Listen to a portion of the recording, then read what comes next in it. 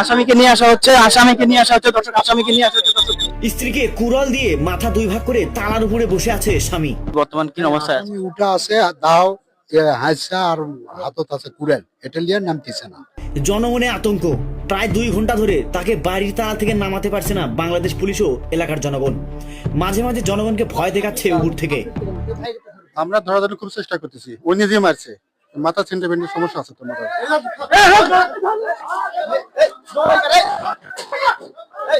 কিন্তু নন্দীগ্রাম থানার চৌকস সাহসী পুলিশ ওসি ফাহিমের টিম শেষমেশ ধরে ফেলল হত্যাকারী ফয়েজ উদ্দিনকে। প্রায় 3 ঘন্টার মাথায় আসামিকে গ্রেপ্তার করতে সক্ষম হয়েছে ওসি ফাহিম। এমন ঘটনায় সেখানে স্বয়ং উপস্থিত ছিলেন সার্কেল এসপি নুরুজ্জামান চৌধুরী।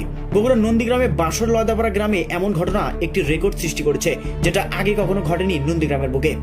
তবে এই ঘটনায় আসামির উপর কোনো অভিযোগ নেই এলাকাবাসীর বা ভিকটিমের পরিবারের, এমনকি কাউকে কান্নাও করতে দেখা যায়নি।